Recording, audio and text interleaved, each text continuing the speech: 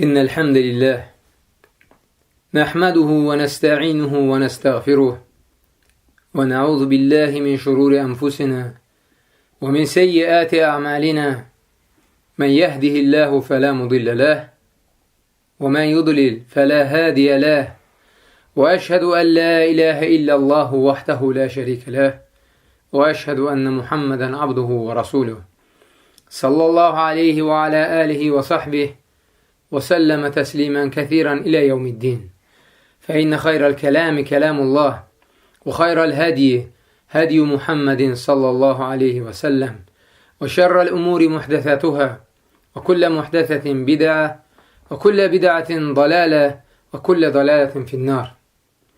Əmmə ba'd. Əziz qardaşlarım, həmişə olduğu kimi hamınıza, eləcə də özümə Allahdan qorxmağı və haqq yolu tutub getməyi nəsiyyət edirəm. Bugün biz sizə yenə bir əhvalat danışacağıq. Bu dəfə mövzumuz qoyunlar haqqındadır. Rəvayət edilir ki, Hümeyd ibn Malik rahiməhullah demişdir. Bir dəfə mən Əbu Hureyra ilə bircə onun Əqiq vadisindəki ərazisində oturmuşduq. Mədinə sakinlərindən bir dəstə adam öz heyvanlarına minib onun yanına gəldi. Ora gəlib çatdıqda yerə indilər. Əbu Hureyra radiyallahu anh onları görəndə mənə dedi: "Ged anamə de, oğlun sənə salam söyləyir və deyir ki, bizə yeməyə bir şey versin." Anası da siniyə 3 arpa çörəyi, biraz yağ və biraz da duz qoydu.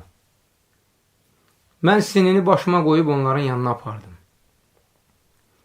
Sinini onların qarşısına qoyduqda Əbu Hureyra Allahu Akbar deyə təkbir gətirdi və dedi: "Xurma və sudan başqa bir yeməyimiz yoxkən, çörəklə bizi doyduran Allaha həmd olsun." Qonaqlar bu yeməkdən çox yemədilər. Bir qədər oturduqdan sonra çıxıb getdilər. Sonra Əbu Hureyra mənə dedi: "Qardaş oğlu, qoyunlarına yaxşı bax. Onların toz torpağını təmizlə. Tövlələrini də təmizləyib saxmana sal. Və o tövlənin bir tərəfində namaz qıl. Çünki onlar cənnət heyvanlarındandır. Canım əlində olan Allaha and olsun ki, insanlara elə bir zaman gələcək ki, o zaman bir dəstə qoyun onların sahibinə Mərvanın qəsrindən daha sevimli olacaq." Bu hədisi İmam Buxari rahiməhullah Ədəbül Mufrad əsərində rəvayət etmişdir. Əbu Hureyra radiyallahu anh'ın bu sözündən aydın olur ki, qoyun saxlanılan tövlədə namaz qılmaq caizdir. Yəni həmin yer pakdır, təmizdir. İmam Buxarinin bu xüsusda nəql etdiyi hədisdə, başqa bir hədisdə, Ənəs ibn Malik radiyallahu anh rəvayət etmişdir ki, məscid tikilməmişdən əvvəl Peyğəmbər sallallahu aleyhi və səlləm qoyun ağıllarında namaz qılardı. Ağıl, yəni qoyun saxlanılan yerlər. Həmsinin Əbu Hureyra radiyallahu anhu burada xəbər verir ki, onlar cənnət heyvanlarındandır. Bu söz onun sözü deyil. Çünki bu söz qeybə aiddir. Bu söz əslində Rasulullah sallallahu aleyhi və səlləmin sözüdür. İmam Beyhaqinin rahiməhullahın nəql etdiyi hədisdə Əbu Hureyra radiyallahu anh Peyğəmbər sallallahu aleyhi və səlləmin belə buyurduğunu rəvayət etmişdir. O demişdir: "Qoyun tövləsində namaz qılın və onların toz torpağını təmizləyin. Çünki onlar cənnət heyvanlarındandır." Cənnət heyvanlarındandır sözünü alimlər bir neçə cür izah edib. Bəziləri deyir ki, qoyunlar cənnətə girəcək, lakin səhih rəvayətlər bunu inkar edir. Heyvanlar hamısı torpağa çevriləcək. Bəziləri isə deyir ki, orada da bu qoyunlara oxşar, lakin cənnət qoyunları olacaq. Daha səhih budur. qoyunun bərəkətli olması xüsusunda ayrıca bir hədis var. Həmin hədisdə Peyğəmbər sallallahu aleyhi və səlləm ümmətə belə buyurmuşdur. Qoyun saxlayın. Həqiqətən qoyunda bərəkət vardır. Bir başqa hədisdə Rasulullah sallallahu aleyhi və səlləm demişdir. Loğalıq və təkəbbürlük adətən at ilxısına və dəvə sürüsünə sahib olan kimsələrdə, kobud danışığı olan bədəvilərdə özünü biruzə verir. Qoyun sürüsünə sahib olan kimsələr isə dinc adam olurlar. Rəvayət edilir ki, Abdə ibn Həzn radiyallahu anh demişdir. Bir gün dəvə sahibləri ilə qoyun sahibləri bir-birinin yanında öyünməyə başladılar. Onda Peyğəmbər sallallahu aleyhi və səlləm dedi. Musa qoyun otaran çoban ikən Peyğəmbər göndərildi. Ha belə Davud qoyun otaran çoban ikən ona Peyğəmbərlik verildi. Eləcə də mən əciyatda ailəmin qoyunlarını otaran çoban ikən Peyğəmbər göndərildim. Yenə bir hədisdə Peyğəmbərlərin hamısının qoyun otardıqları barədə Rasulullah sallallahu aleyhi və səlləm belə buyurmuşdur. Allahın göndərdiyi Peyğəmbərlərin hamısı qoyun otarmışlar. Sahabələr soruşdular, sən də ya Rasulullah? O dedi, bəli, mən bir neçə qirata Məkkəlilərin qoyunlarını otarardım. Yeri gəlmişkən qeyd edək ki, Musa aleyhissalamın qoyun otarması barədə Quranda ayrıca ayə də vardır. Həmin ayədə xəbər verilir ki, Musa aleyhissalam Tuva vadisinə gəldiyi zaman Rəbbi ona sağ əlindəki nədir ey Musa deyə buyurmuş. Musa aleyhissalam da belə cavab vermişdir. Bu mənim əsamdır. Ona söykənir və onunla qoyunlarıma yarpaq silkələyirəm. Bu, mənim üçün başqa işlərə də yarayır. Yenə bir hədisdə Peyğəmbər sallallahu aleyhi və səlləm demişdir. Tezliklə elə qarışıqlıqlar baş verəcək ki, elə fitnələr baş qaldıracaq ki, o zaman müsəlmanın ən xeyirli malı dininə görə fitnələrdən qaçaraq, dağların başında və yağmur düşən vadilərdə otardığı qoyunları olacaqdır. Qoyunun bərəkətli olması barədə İbn Abbas radiyallahu anhumanın möhtəşəm bir sözü var. Deyir ki, mən itlərin və qoyunların halına təəccüb edirəm. İl boyu neçə-neçə qoyunlar boğazlanır. Neçə-neçə qoyunlar qurban kəsilir. Bir dişi it də il ərzində filan qədər bala verir. Lakin bununla belə yenə qoyunların sayı itlərin sayından çoxdur. İbn Abbas radiyallahu anhuma demək istəyir ki, qoyun nə qədər yeyilsə də azalmır ki, azalmır. İt isə nə qədər bəslənsə də çoxalmır ki, çoxalmır. Bərəkəti yoxdur. Bərəkət Allahın əlindədir.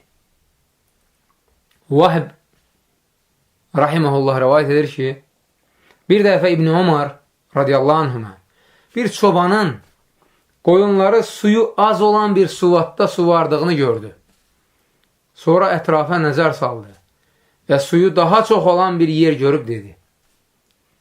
Vay sənin halına ay çoban. Qoyunları o tərəfə döndər. Mən Rasulullah sallallahu aleyhi və səlləmin belə buyurduğunu eşitmişəm. Hər bir himayəçi himayəsində olanlara cavabdehdir.